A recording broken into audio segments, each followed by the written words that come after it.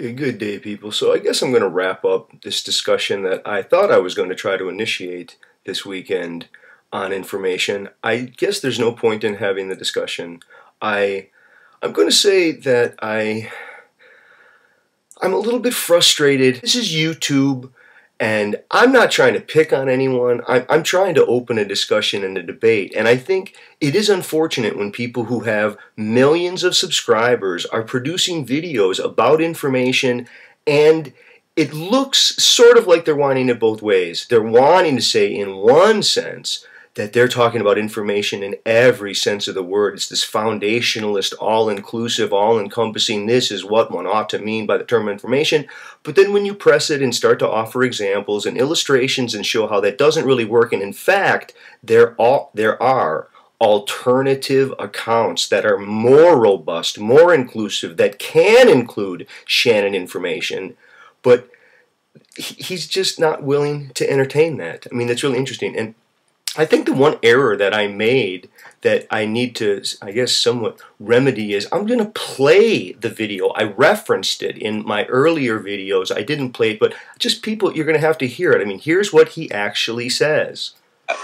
Well, you know, like the words we say, they're actual vibrations in the air, right? They're not just concepts. They are real physical things that you could measure and detect. That's true, and they don't go away. They don't disappear even after they've, for instance, moved through the air. Right. After we've said these words, they have actually interacted with everything around us. So you're saying that technically I could look at the world, and if I knew enough about it and the position of its particles, I could trace back and extrapolate all the information that's ever occurred through them or at them? That's right. You could, in principle, figure out exactly what we've said here today. Whoa. Okay, I mean, look, if people can't see how my previous video was a response to that in every way, I don't know what to say. See, it makes people less inclined to want to participate in YouTube. If people can't see, and no one systematically walked through all those responses, and just to boot, not only is that obvious, just him not abiding by his definition, which he could have just went, oops, you know, I misspoke, or I should really do an addendum, or a follow-up, or something.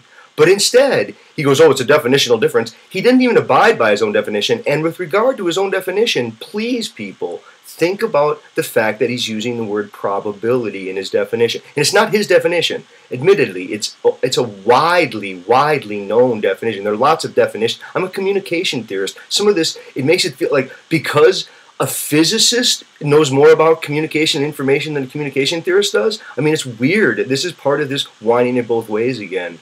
I have no ill will. I don't need to blather on with people here. They can, again, feel free to give this a thumbs down. Doesn't bother me. I'll see people on the tubes soon enough, talk about other issues.